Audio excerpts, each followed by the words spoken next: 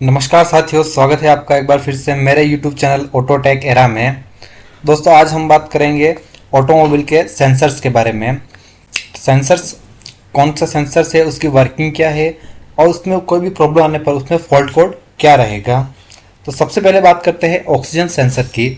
Oxygen sensor एक electronic device होता है जो कि किसी भी लिक्विड या गैस में ऑक्सीजन का जो लेवल है वो कितना रहेगा उसके बारे में आपको जानकारी देगा। ये जो सेंसर है आपका, ये 1960 में 1960 में रॉबर्ट बोस्ट द्वारा डेवलप किया गया था। ऑक्सीजन सेंसर जो है इसकी लोकेशन एग्जॉस्ट मैनिफोल्ड में, एग्जॉस्ट में कैटालिटिक कन्वर्टर के बाद होती है। इसका जो वर्किंग प्रिंसिपल होता है, इसका जो काम होता है वो काम होता है सिर्फ ऑक्सीजन का लेवल मेजरमेंट करना। ऑक्सीजन का जो लेवल चेक करेगा वो केमिकल रिएक्शंस के थ्रू चेक करता है।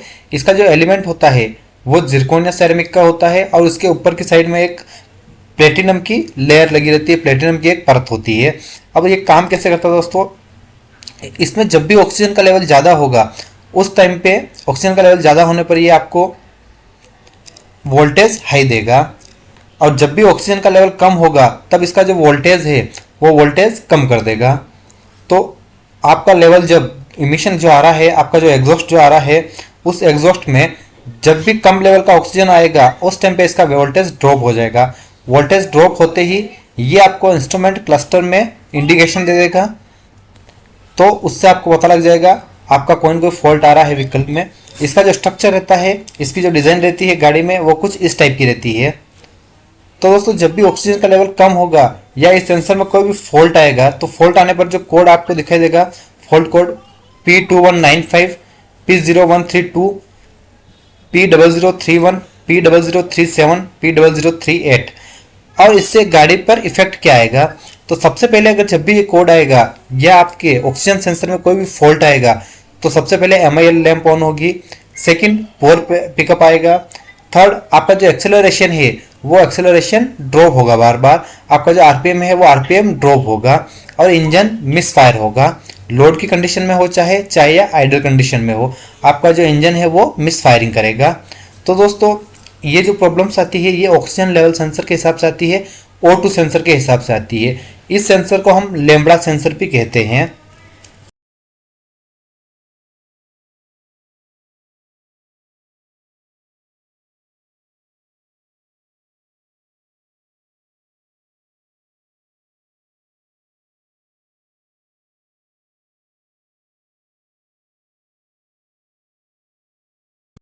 TMAP सेंसर या बूस्ट प्रेशर सेंसर, ये आपके इंटेक मैनिफोल्ड पर लगा रहता है। ये हमेशा आपके इंटेक मैनिफोल्ड में आने वाली जितनी भी एयर है उस एयर को मेज़र करेगा, वहाँ से मेज़र करके ये ECU को सिग्नल भेजेगा।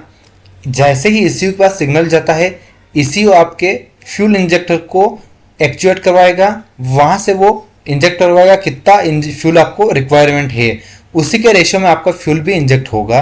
यानी कि आपके जो फ्यूल है, उस आपका जो इंजन है उसके कंबशन चैम्बर में कितने फ्यूल की रिक्वायरमेंट रहेगी, उसका जो डिसाइड होगा वो TMAP सेंसर के हिसाब से होगा।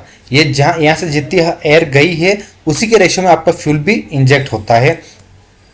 ये दोस्तों कुछ इस टाइप से दिखता है आपका TMAP सेंसर, जिसको अपन बूस्ट प्रेशर सेंसर भी कहते हैं। इनटेक मैनिफोल्ड पर लगा रहता है।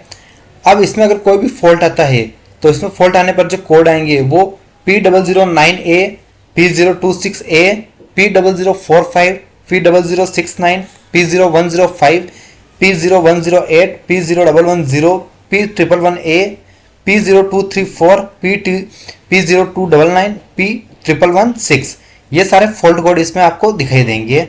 और जब भी ये फॉल्ट कोड आता है आपकी गाड़ी में, तब गाड़ी पर इफेक्ट क्या क्या आएगा, तो सबसे पहले आपकी गाड़ी स्टार्टिंग में हार्ड होगी, यानी क्रैंकिंग लंबी लेगी। सेकंड, पावर पिकअप, लो पिकअप या लो फ्यूल एफिशिएंसी, ये दोनों कोड भी आपको दिखाई देंगे। आपका जो चेक इंजन की लैंप है वो कंटिन्यूसली ग्लो करेगी। फिफ्थ पॉइंट जो आता है वो बूस्ट प्रेशर आपका जो है वो बिल्कुल कम बताएगा, आपका आइडल में भी कम बताएगा, और आप जब फुल RPM पे जाओगे तब भी आपको ये कम बताएगा। अब इसका सॉल्यूशन क्या है, तो सॉल्यूशन में दोस्तों इसकी वायरिंग डिफेक्टिव हो सकती है, ECU की वायरिंग डिफेक्टिव हो सकती है, आपका जो सेंसर है वो सेंसर खराब हो सकता है, एयर इंटेक सिस्टम आपका कहीं से लीकेज हो सकता है, तब भी इसका कोड आपको दिखाई देगा, या एयर इंटेक सिस्टम में कोई भी रेस्ट्रिक्शन लगा हुआ है तब भी इसका फॉल्ट कोड आपको दिखाई देगा, या मे बी आपका एग्जॉस्ट सिस्टम जो है वो रेस्ट्रिक्शन हो सकता है। जब भी एग्जॉस्ट सिस्टम रेस्ट्रिक्टेड होता है या ब्लॉक होता है, उस कंडीशन में आप एग्जॉस्ट को बाईपास करके भी चेक कर सकते हो कि क्या आपका एग्जॉस्ट चोक है या नहीं, एग्जॉस्ट। नेक्स्ट आता है दोस्तों throttle position sensor. Throttle position sensor आपका इंजन इनटेक में जो एयर आ रही है उस एयर को मॉनिटर करने का काम करता है। जिस रेशियो में आपने एक्सेलरेटर प्रेस किया है, एक्सेलरेटर पेडल आपने प्रेस किया है, उसी रेशियो में एयर ये अंदर और बाहर भेजने का काम करता है, यानी सॉरी इनटेक करने का काम करेगा। अब यहाँ पे देखिए आपको ये एक मैनिफोल्ड दिख रहा है, बटरफ्लाई है। ये बटरफ्लाई जो होती है, जैसे आप एक्सेलरेशन करोगे ये बटरफ्लाई ऑन एंड ऑफ होती रहती है, ओपन क्लोज होती रहती है। आप जितना एक्सेलरेटर ज्यादा करोगे ये ओपन होती है, जितना एक्सेलरेटर कम करोगे ये क्लोज होती रहेगी। उसी के रेशियो में आपके एक्सेलरेशन जितना होगा उसी के रेशियो में ये बटरफ्लाई ओपन एंड क्लोज होगी। सपोज आपने 50% एक्सेलरेशन कर रखा है तो ये जो ओपन होगी बॉडी ये भी 50% ही होगी। उसके बाद अगर इसमें कोई भी फॉल्ट आता है तो इसके फॉल्ट कोड जो आपको मिलेंगे P02E0, P02E6, ये दोनों फॉल्ट कोड आपको इसकी वजह से मिल सकते हैं। अब इससे गाड़ी पे क्या क्या इफेक्ट आएगा, तो गाड़ी में दोस्तों इसकी वजह से MIL लैंप ऑन होगी, लो बूस्ट प्रेशर बनेगा आपका, गाड़ी में पिकअप की इश्यू आएगा, आपका जो इंजन है वो इंजन प्रॉपर वे में एक्सेलरेटर करने पर भी रेस्पॉन्स नहीं देगा। आपने चाहे पूरा एक्सेलरेशन दे रखा है बट फिर भी वो प्रॉपर वे में इसका रेस्पॉन्स नहीं मिलेगा, बिकॉज ये कभी कभार ये जो आपको बटरफ्लाई देखी है, बटरफ्लाई स्टक हो जाती है, यहीं पे ओपन है तो ओपन ही रह जाएगी, क्लोज है तो क्लोज ही रह जाती है। उस कंडीशन में आपका जो 4th नंबर वाला जो पॉइंट दे रखा है ये कि आप इंजन में एक्सेलरेटर पूरा कर दोगे तो भी आपका जो बॉडी है वो पूरी तरह से काम नहीं करेगी, आपका जो इंजन है वो इंजन रेस्पॉन्स नहीं देगा। उसके बाद आपकी जो आइडल की स्पीड होगी वो फिक्स हो जाएगी। अब सपोज ये बॉडी अगर माना कि आपकी 30% ओपन होके ही फिक्स हो गई है, 30% ओपन पे फिक्स हो गई है, तो इसको एयर जो चाहिए वो एयर 30% ही मिलेगी। तो 30% एयर मिली है तो उसी के रेशियो में आपका फ्यूल भी मिलेगा। तो जिस रेशियो में फ्यूल मिला है और उसी रेशियो में एयर, दोनों आपका कंबशन जो हो रहा है तो वो एक फिक्स आइडल रहेगा, वो ना आपका एक्सेलरेशन बढ़ेगा ना ही कम होगा, वो इसी रेशियो में चलता रहेगा। तो दोस्तों इसमें ये प्रॉब्लम भी आ सकती है। उसके अलावा इसका सॉल्यूशन क्या मिलेगा, सॉल्यूशन आपको इसका इनपुट वोल्टेज चेक करना होता है, इसमें कहीं कार्बन तो नहीं है वो चेक करना होता है, और इसके अलावा ये कहीं चौक तो नहीं है, अगर चौक है कुछ भी है तो आपको ये चेंज करनी होती है, तो ये देखना है।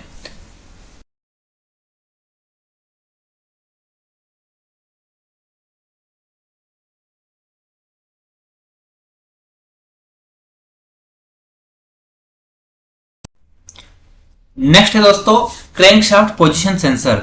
अब क्रैंकशाफ्ट पोजीशन सेंसर कहाँ लगा रहता है, ये लगा रहता है आपका फ्लाईव्हील हाउसिंग के ऊपर। फ्लाईव्हील हाउसिंग जो होती है आपकी उसके ऊपर ये लगा रहता है। उसके बाद ये क्रैंक जो है आपकी, क्रैंक कितना रोटेशन कर रही है पर मिनट, उसका जो आरपीएम होगा उस आरपीएम को मेजरमेंट करता है। उसके अलावा ये जो इन्फॉर्मेशन होती है ये इन्फॉर्मेशन देगा आपके ईसीयू को। उसके बाद ईसीयू आपका इग्निशन टाइमिंग और फ्यूल इंजेक्शन टाइमिंग को एडजस्ट करवाएगा।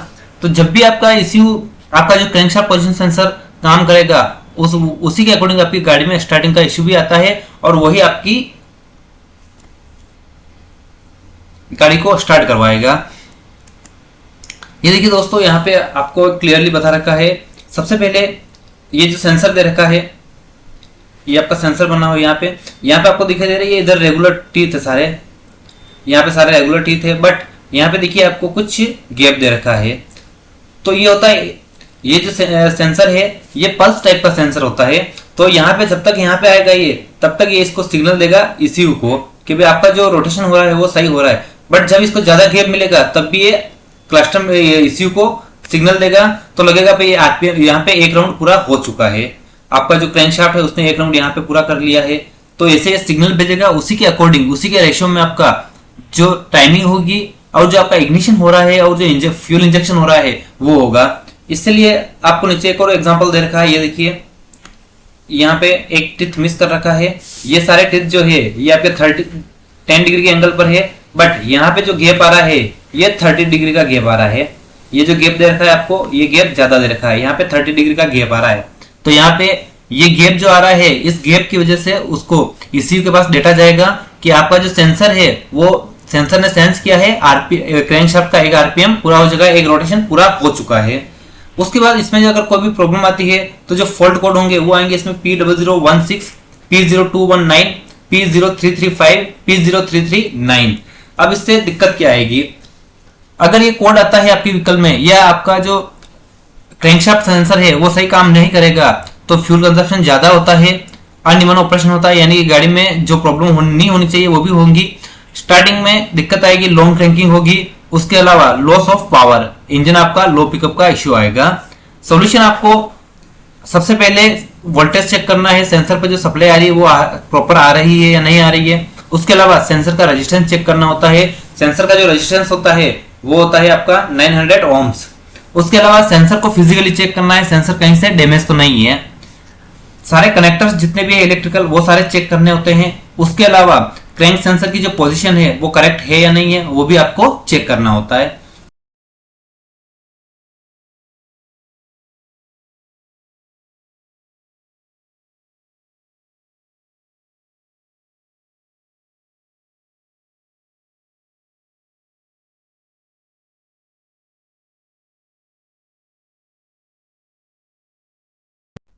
नेक्स्ट आता है दोस्तों coolant temperature sensor. Coolant temperature sensor क्या काम करता है, आपका जो टेम्परेचर है इंजन का उसको सेंस करेगा, उसके बाद इसको ईसीयू में भेजेगा और ईसीयू आपके विस्कस फैन को काम करवाएगा या फिर आपका जो क्लस्टर मीटर है उस क्लस्टर मीटर में आपको टेम्परेचर शो करवाएगा, अभी व्हीकल का टेम्परेचर इतना हो रहा है। ठीक, इसमें ये जो सेंसर होता है ये रेजिस्टेंस टाइप का होता है, इसमें जैसे ही रेजिस्टेंस रिड्यूस होगा और टेम्परेचर इंक्रीज होगा तो आप जब भी देखोगे कि आपका टेम्परेचर जब जैसे जैसे इंक्रीज हो रहा है और रेजिस्टेंस रिड्यूस हो रहा है, रेजिस्टेंस कम हो रहा है, तो जब भी रेजिस्टेंस कम होगा तो वोल्टेज बढ़ेगा। और तो वो आपको ध्यान रखना होता है कि ये जो है सेंसर रेजिस्टेंस टाइप का है, जैसे टेम्परेचर बढ़ेगा इसका रेजिस्टेंस कम होता है और रेजिस्टेंस कम होने पर वोल्टेज बढ़ता है, तो वही सिग्नल आपका ईसीयू लेगा और ईसीयू वापस आपको क्लस्टर मीटर में शो करवाएगा कि इसका जो इसमें कनेक्टर लगा रहता है, इसकी बाहर की जो बॉडी होती है वो मेटल की बॉडी होती है और एक लास्ट कॉर्नर पर थर्मिस्टर लगा रहता है और यहीं से आपका टेम्परेचर जो है वो सेंस किया जाता है। और एक अंदर में गैसकिट अंदर की साइड में यहाँ पे लगा रहता है, जो कनेक्टर लगा रहता है उस कनेक्टर के जस्ट ऊपर की साइड में।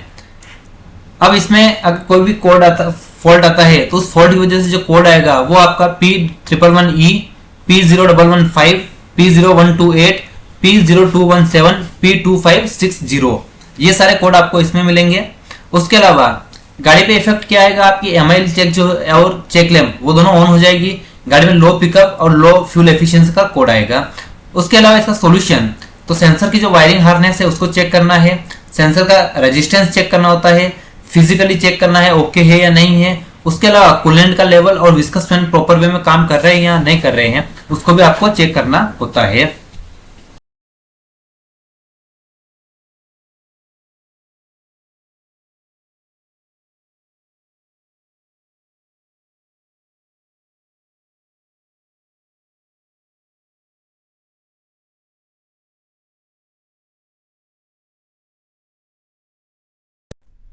अब बात करते हैं दोस्तों वाटर इन फ्यूल सेंसर के बारे में।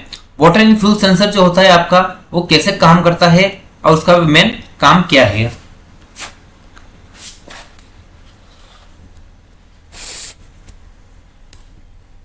तो दोस्तों वाटर इन फ्यूल सेंसर आपका जो वाटर सेपरेटर होता है उस वाटर सेपरेटर के साथ लगा रहता है, वो बताता है आपको आपका जो फ्यूल आ रहा है चाहे वो डीजल हो चाहे पेट्रोल हो उसमें वाटर का जो लेवल है वो कितना है वो बताएगा और आपको इंडिकेशन दे देता है। उस इंडिकेशन को देखने के बाद आपको वाटर इन फ्यूल सेंसर से आपको जो जितना भी वाटर है वो वाटर ड्रेन करना होता है। जब भी अगर आपको कोई भी इसका सेंसर आएगा तो ये आपको क्लस्टर मीटर में एक इसका कोड शो होगा, उसके अलावा एक इसका सिग्नल भी आएगा, वो सिग्नल भी आपको क्लस्टर मीटर में शो होगा। सबसे पहले देखिए आपको ये आपका वाटर सेपरेटर दे रखा होता है, इसके नीचे यहाँ पे ये सेंसर दे रखा होता है, वो सेंसर ये आपको यहाँ पे इजीली बता रखा है। यहाँ पे देखिए इसमें मैग्नेट होती है, एक स्विच होता है, फ्लोट दे रखा है, आपका चाहे डीजल हो या गैसोलीन हो यानी पेट्रोल हो, और यहाँ पे ये वाटर का लेवल है। तो जब भी आप वाटर यहाँ पे जो सेंसर है ये सेंसर यहाँ से सेंस करेगा और सिग्नल भेजेगा, सिग्नल भेजने के बाद आपको यहाँ से वाटर ड्रेन करना होता है। यहाँ पे आपको एक वाटर ड्रेन के लिए वाल्व दे रखा है, उस वाल्व के थ्रू आपको वाटर ड्रेन करना होता है। उसके अलावा ये क्या चेक करेगा, स्पेसिफिक ग्रेविटी चेक करेगा। अगर ग्रेविटी में जब भी वेरिएशन आएगा, वेरिएशन आने पर ये आपको सिग्नल भेज देगा। तो जब वेरिएशन आ रहा है ग्रेविटी में, वो ग्रेविटी का जो चेंजेस है वही आपको कोड बताएगा भाई आप व्हीकल में आपके जो डीजल है उस डीजल में कितना पानी है। फिर अगर इसमें कोई भी फॉल्ट आता है तो फॉल्ट कोड आपको मिलेगा P2264 P2265। अब इससे इफेक्ट क्या आएगा व्हीकल में, सबसे पहले एमआई लैंप और चेक लैंप ऑन होती है, व्हीकल का आरपीएम ड्रॉप होता है, इंजन जो है वो टॉर्क लिमिटेशन में चला जाता है, आपकी फ्यूल एफिशिएंसी कम हो जाती है और आरपीएम नहीं बढ़ेगा। इसमें आरपीएम आपका 1200 टू 1500 तक मैक्सिमम रहता है, उसके बाद इसका आरपीएम नहीं बढ़ेगा। सॉल्यूशन इसका यही है, आप वाटर को ड्रेन कीजिए वाटर सेपरेटर से, इसकी वायरिंग हार्नेस चेक कीजिए, या फिर भी सॉल्यूशन ना निकले अगर तो सेंसर को ही चेंज करना पड़ सकता है। तो दोस्तों ये होता है आपका वाटर इन फ्यूल सेंसर। तो दोस्तों अब हम बात करेंगे ऑयल प्रेशर सेंसर के बारे में। ऑयल प्रेशर सेंसर कैसे काम करता है। तो ऑयल प्रेशर सेंसर दोस्तों होता क्या है, सबसे पहले तो ऑयल प्रेशर सेंसर आपके इंजन में जो ऑयल है उस ऑयल का प्रेशर बताएगा, प्रेशर जो है वो ज्यादा है या कम है। तो इससे आपको पता चलेगा अगर प्रेशर कम बता रहा है, इसका मतलब आपका जो ऑयल गैलरी है, आपका ऑयल फिल्टर है या लुब्रिकेशन से रिलेटेड कोई भी और चीज इंजन में जो है वो ब्लॉक्ड हो सकती है। तो सबसे पहले आपको दोस्तों हम बताते हैं, ये ऑयल गैलरी में ऑयल कूलर के पास लगा रहता है। इसमें देखिए आपको इसका वर्किंग प्रिंसिपल यहाँ पे देखिए, ये ऑयल का जो इनलेट होता है इस सेंसर में, ये वाला जो होल दे रखा है यहाँ से, वही आपको यहाँ पे स्ट्रक्चर बता। अब देखिए यहाँ पे आपका ऑयल जैसे प्रेशर साथ जाता है तो आपको ये डायफ्राम दे रखा है। अगर ऑयल का प्रेशर ज्यादा होगा तो ये क्या करेगा, यहाँ पे आपको टच हो जाएगा, ये जो कॉन्टेक्ट पॉइंट दे रखा है ये टच हो जाएंगे। यहाँ से जैसे टच होगा तुरंत आपको क्लस्टर मीटर में इंडिकेशन मिल जाता है, ये आपको इंडिकेशन दे देगा भैया प्रेशर ज्यादा आ रहा है। और नॉर्मल प्रेशर है तो यहाँ पे आपको कोई दिक्कत नहीं आएगी, ये यहीं पे रोके रखेगा। तो यानी अभी आपकी जो कंडीशन है वो नॉर्मल है। इन केस आपके अंदर से कोई भी फॉल्ट आता है, शॉर्ट सर्किट होता है, तो उस टाइम पे भी आपको यहाँ से ये इंडिकेशन दे देगा भैया गाड़ी में कोई कोई फॉल्ट है। यहाँ पे आपको ग्राउंड दे रखा है इसका। तो ऑयल प्रेशर सेंसर इस तरह से काम करेगा, आपका हाई प्रेशर के साथ डायफ्राम जाएगा, डायफ्राम के थ्रू यहाँ से अगर प्रेशर ज्यादा हुआ तो ये यहाँ से कांटेक्ट करेगा, कांटेक्ट करने के बाद ये सीधा क्लस्टर मीटर में आपको इंडिकेशन शो करेगा। नेक्स्ट आपका फॉल्ट कोड। अगर इसमें दोस्तों आने वाला फॉल्ट कोड है P06DA, P055A, P0520, P0524, P0193। उसके बाद अगर इसमें कुछ भी इश्यू आता है तो गाड़ी पे क्या क्या इंपैक्ट आएगा। तो सबसे पहला आपका रफ आइडलिंग, जो आइडल पे गाड़ी जो चलेगी वो रफली चलेगी, आपकी जो इंजन की परफॉर्मेंस होगी वो कम हो जाएगी, इंजन की नॉइज ज्यादा आएगी। उसके अलावा इंजन जो है वो जल्दी खराब होने के चांसेस रहते हैं, आपका जो ब्रेकडाउन हो सकता है वो जल्दी हो सकता है। इसका solution oil pressure sensor check करना है, कहीं क्लॉग तो नहीं है, कहीं चौक तो नहीं है, आपका इंजन ऑयल जो है कूलर है वो सही से चौक तो नहीं है कहीं, वो चेक करना होता है। उसके अलावा सेंसर में सेंसर की पिन और EMS ECU की पिन्स में कनेक्टिविटी चेक करनी है, कंटिन्यूटी चेक करनी है, प्रॉपर कंटिन्यूटी है या नहीं है, वोल्टेज चेक करना है, व्हीकल का ग्राउंड चेक करना है। उसके अलावा सेंसर का जो रेजिस्टेंस है वो चेक करना होता है। फिर भी अगर सॉल्यूशन नहीं निकलता है तो फाइनली आपको रेजिस्टेंस ही सेंसर ही चेंज करना होता है। अगर फिर भी सॉल्यूशन ना मिले तो फाइनली आपको सेंसर ही चेंज करना होता है। दोस्तों नेक्स्ट आते हैं रेल प्रेशर सेंसर पर। रेल प्रेशर सेंसर आपका कॉमन रेल पर लगा रहता है। ये वैसे ही जितने भी प्रेशर सेंसर है वो आपके वैसे ही काम करेंगे जैसा आपका ऑयल प्रेशर सेंसर काम कर रहा है। तो दोस्तों इसमें सबसे पहले आपका ये कॉमन रेल पर लगा रहता है और कॉमन रेल का जो फ्यूल का प्रेशर है वो फ्यूल प्रेशर ये ECU को बताता है। और उसके बाद आपका इंजेक्ट जो ECU है वो इंजेक्ट करवाएगा, कितने रिक्वायरमेंट है उसी के रेशियो में। ये देखिए आपको सेम आपको यहाँ पे मिलेगा, पीजीओ क्रिस्टल होता है, इसका जो सिग्नल का वोल्टेज होता है 0 से 5 होता है और ECM से जो सप्लाई मिलती है इसको वो मिलती है 5 वोल्टेज की। यानी आपका जो फ्यूल प्रेशर सेंसर होता है, रेल प्रेशर सेंसर होता है, वो 5 वोल्टेज पर काम करता है। अगर इसमें कोई भी फॉल्ट कोड आता है तो वो है P006C, P008A, P008, P0094, P0168, P0185, P0190। इस पे फॉल्ट कोड आने पर गाड़ी पे इफेक्ट क्या आएगा, इंजन क्रैंक करेगा बट स्टार्ट नहीं होगा, इंजन की पावर जो है वो रिड्यूस हो जाएगी, इंजन स्पीड RPM 1500 से अबव नहीं जाएगा, MIL ऑन हो जाएगी और इंजन जो है वो आपका डीरेट हो जाएगा, इंजन पावर तोड़ देगा। उसके अलावा सॉल्यूशन आप इसमें क्या देख सकते हो, सेंसर जो है आपका उसका रेजिस्टेंस चेक कीजिए, रेल प्रेशर सेंसर चेक कीजिए कंडीशन उसकी क्या है।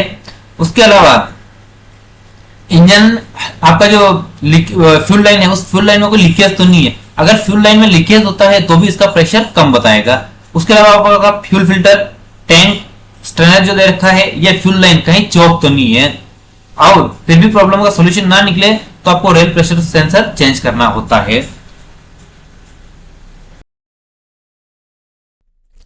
दोस्तों नेक्स्ट सेंसर आता है आपका नॉक सेंसर। नॉक सेंसर की वर्किंग सेम वैसे ही रहती है जैसे आपके ऑक्सीजन सेंसर की रहती है। उसका जो मटेरियल था वो जिरकोनिया सेरेमिक था, इसका जो मटेरियल है वो जिरकोनिया डाइऑक्साइड का है।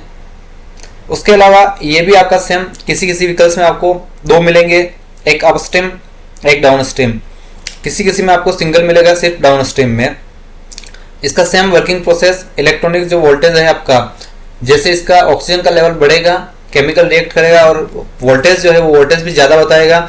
अगर ऑक्सीजन का लेवल कम है तो वोल्टेज ये आपको कम शो करेगा। उसके बाद देखिए इसका जो वर्किंग, ये जो इसका डिज़ाइन होता है वो कुछ इस तरह से दिखता है, इस टाइप का जो सेंसर होता है ये, और यहाँ से इसको जो मटेरियल दे रखा है ये यहाँ पे मटेरियल होता है पूरा, और इसमें जो कपलर लगा रहता है इलेक्ट्रॉनिक, जहाँ से इसको वोल्टेज की सप्लाई मिलती है वो ये कपलर यहाँ पे लगा रहता है। इसमें दो कपलर दे रखे हैं, एक कपलर आपका यहाँ मिलेगा आपको, एक दूसरा वाला कपलर जो है ये पूरे इस सेंसर का यहाँ पे रहता है, ये वाला। अगर इसमें कोई भी फॉल्ट आता है तो इसका जो कोड है वो आपको P229F62 भी मिलता है, P229E मिलता है, P2202 मिलता है, ये आपको 3 कोड मिलेंगे। उसके अलावा इसमें अगर कोई भी इश्यू आता है तो आपके व्हीकल में लो पिकअप का इश्यू आएगा, व्हीकल का आरपीएम इंक्रीज नहीं होगा, लो माइलेज आएगा। इसके अलावा MIL और चेक लैम्प दोनों आपकी ऑन होगी। अब इसका सॉल्यूशन, आपको अगर नॉक सेंसर से रिलेटेड कोई भी कोड आ रहा है तो सबसे पहले यूरिया का कंसंट्रेशन चेक करना है। उसके अलावा नॉक सेंसर पर कोई कार्बन कंपोजिशन तो नहीं है वो चेक करना है, वोल्टेज की सप्लाई प्रॉपर है या नहीं है वो चेक करनी पड़ेगी। फाइनली अगर कुछ भी नहीं निकलता है तो आपको नॉक सेंसर ही चेंज करना होता है।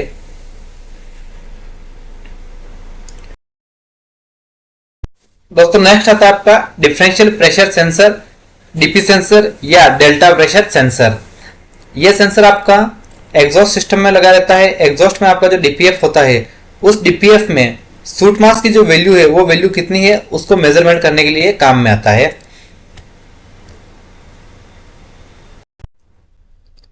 यहाँ पे देखिए आपका ये जो डीपीएफ है, इस डीपीएफ में एक एग्जॉस्ट साइड दे रखी है, एक एग्जॉस्ट इन दे रखा है, एक एग्जॉस्ट आउट दे रखा है। तो यहाँ पर क्या होता है, इसमें एक सेंसर जो लगा रहता है, इसमें एक होज लगी रहती है दो साइड में, एक यहाँ पे आती है ये एग्जॉस्ट पर, एक आती है इनटेक पर।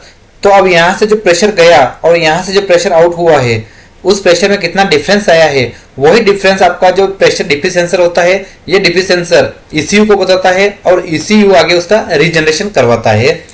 तो दोस्तों ये इसकी वर्किंग होती है डीपी प्रेशर सेंसर की या डिफरेंशियल प्रेशर सेंसर की। उसके बाद इसमें जो फॉल्ट कोड आता है वो P1883, P1879, P2452, P2453। अगर ये कोड आते हैं इसका मतलब आपके डीपी सेंसर में कोई प्रॉब्लम है या डीपी सेंसर की वायरिंग खराब हो सकती है। अब गाड़ी पे इफेक्ट क्या आएगा, फर्स्ट चीज रीजनरेशन नहीं होगा। अगर आपका डीपी सेंसर खराब है तो गाड़ी में रीजनरेशन नहीं होगा, MIL लैंप ऑन होगी क्लस्टर मीटर में। उसके अलावा लो पिकअप या व्हीकल का लिम्प मोड में जाना पॉसिबल हो जाएगा। इसका सॉल्यूशन, आपको जो चेक डीपी सेंसर पर सप्लाई जो आ रही है वो चेक करनी होती है। डीपी सेंसर का रेजिस्टेंस चेक कीजिए, सेंसर कहीं से डैमेज तो नहीं है ये चेक कीजिए। उसके अलावा इसके कनेक्शंस जो दे रखे, कनेक्टर्स दे रखे हैं, उस कनेक्टर्स कहीं लूज तो नहीं है, अगर लूज है तो उसको टाइट कीजिए। उसके अलावा फिर भी सॉल्यूशन ना मिले तो एक बार डीपी सेंसर चेंज करके भी आप देख सकते हो कहाँ इश्यू आ रहा है।